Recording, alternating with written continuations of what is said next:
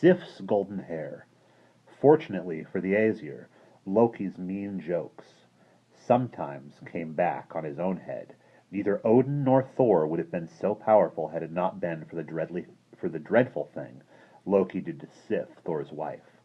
All of the goddesses were lovely, but none had hair as beautiful and golden as Sif.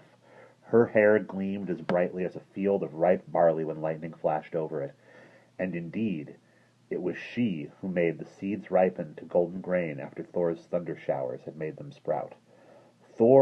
Great was Thor's horror when he woke up one morning and saw a cropped head next to his. During the night someone had sneaked in and had cut off all of Sif's beautiful hair. There was nothing worse for a woman than the shame of a bald head, and only Loki could have done such an awful deed.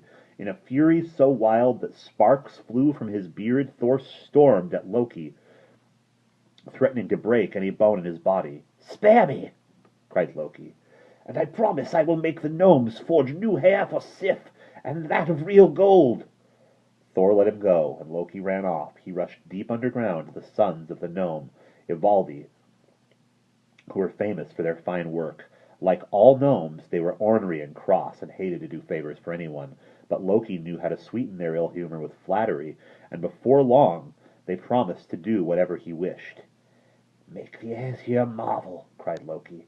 "Use your magic powers and all your skill as smiths, and forge a head of golden hair that will grow on Sif's head like real hair. Then fashion a sharp spear that will never miss its goal. And if you can do it, make a ship that can sail over land and sea." Loki knew that all the Aesir were really angry and that he must bring more than Sif's new hair to be forgiven. The sons of Ivaldi went to work. They drew magic circles, they laid spells, they mumbled incantations, and they spun hair for Sif out of gold. With equal skill they forged a magic spear and a flying ship made from thousands of tiny slats. Loki's laughter crackled like the fire in the gnome's forge as he ran up to the Aesir with the gifts. As Loki had expected, Thor's angry face lit up when he saw the golden hair take root and grow as soon as he put it on Sif's bare head. It was even more gleaming and golden than her own hair had been. Loki gave the spear to Odin, who called it Gungnir. Odin was very pleased to have a spear that could not miss its goal, and all the Aesir admired it. But the ship was the most wonderful. The gnomes had forged it so skillfully, of so many little pieces, that it could fold up and fit into a pouch.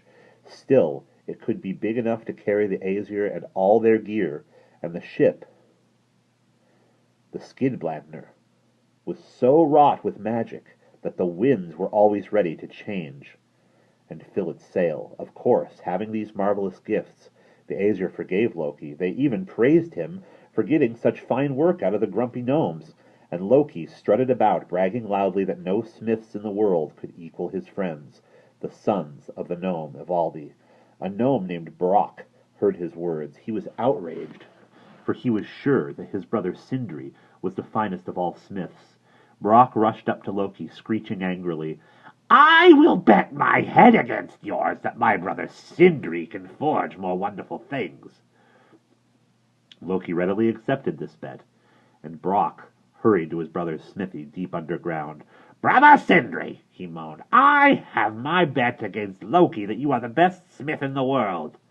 "That I am," said his brother, "and you will not lose your head as long as you can keep the bellows going with both hands so that the fire in the forge is red hot.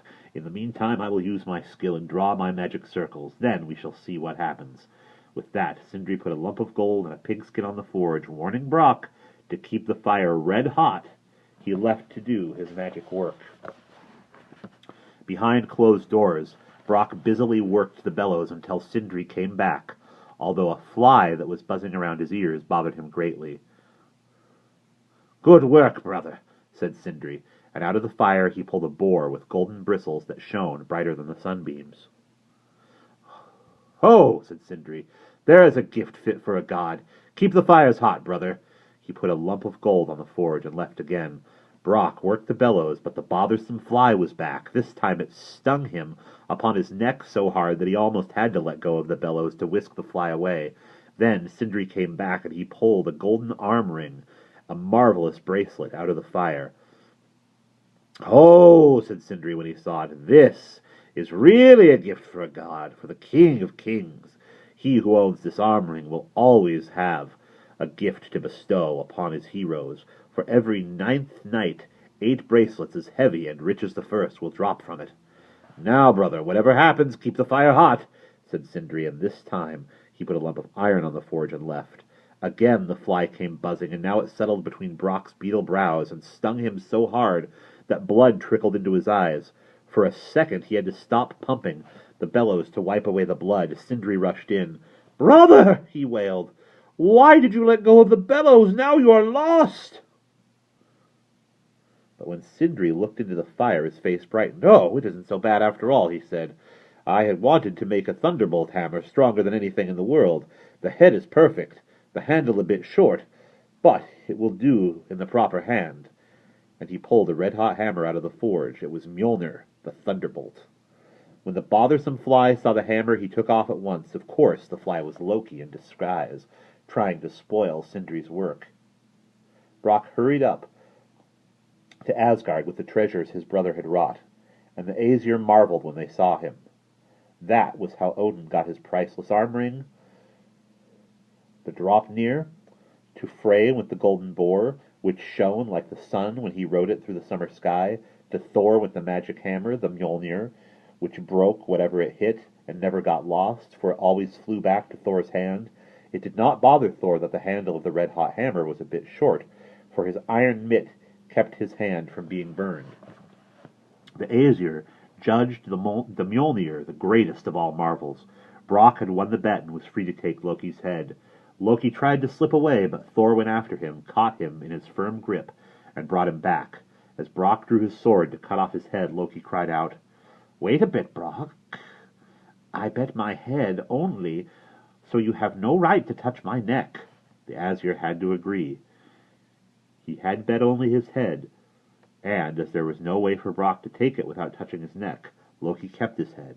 However, he did not get away unpunished, for Brock clamped his head with one strong arm, and sewed up his mouth with a leather thong.